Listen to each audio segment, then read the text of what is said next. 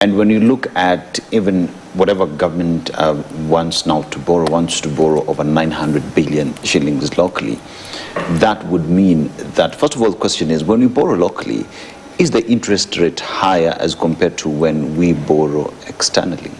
It's usually higher. It's usually lower, higher when you borrow locally. Locally, that means, and that's why there was a local debt is expensive. It's expensive. Yes. It's expensive. That's why everybody wanted to go to Euro boards and so on, where the interest rate was lower. Yes. So with that in mind, then we look at a situation where the government wants to expand its tax base, but then again, it is as well borrowing locally that is blocking the expansion of the same. We look at the already existing debt that has not been included, where even IMF today is saying, please go back and fix your books before you come back so that we can talk about the actual debt that does exist.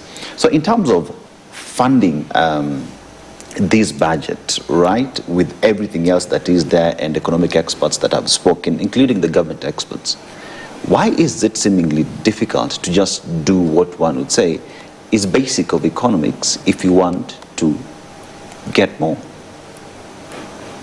Rephrase your question.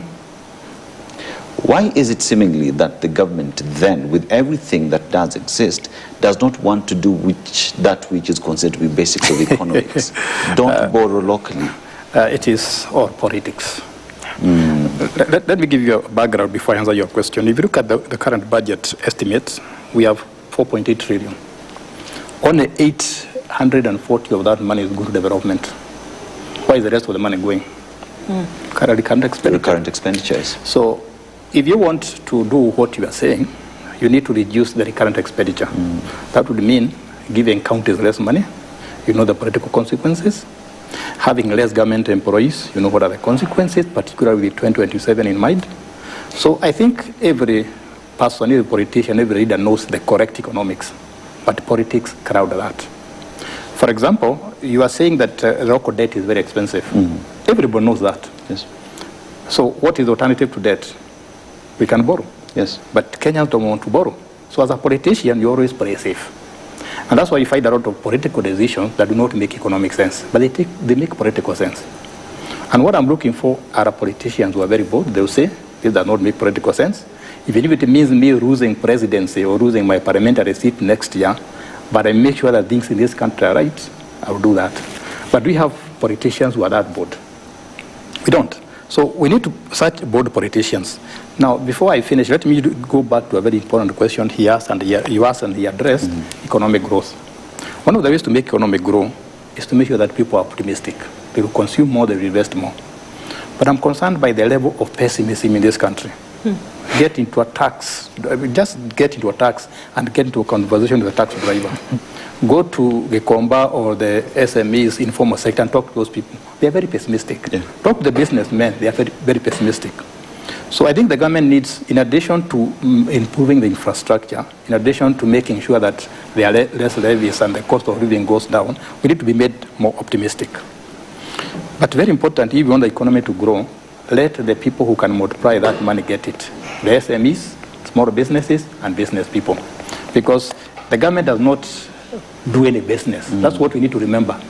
Business, investing, entrepreneurship is by all of us. And those are the people who should be getting money. So when the government now starts competing with SMEs and businesses and industries to get money from banks, we are not doing the right thing. Finally, again, I always remind you, read the economic survey.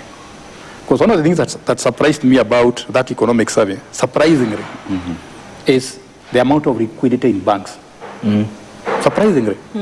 Because people don't want to borrow. Why? The economy is not performing very well. Why should I borrow that money? And that's why optimism is very important. Yeah.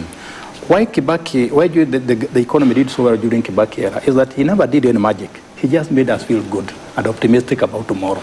So we borrowed. You remember banks having kiosks on the streets? Oh yes, they would come to. Because we are very optimistic. Yeah. So that is what politicians are supposed to do. Make us optimistic about tomorrow. We shall borrow, we shall invest, and the economy will grow. Obviously, we know what the law says constitutionally, where Kenya can draw the lines in terms of borrowing and what it's supposed to be for. So I'm a bit concerned, and maybe it's from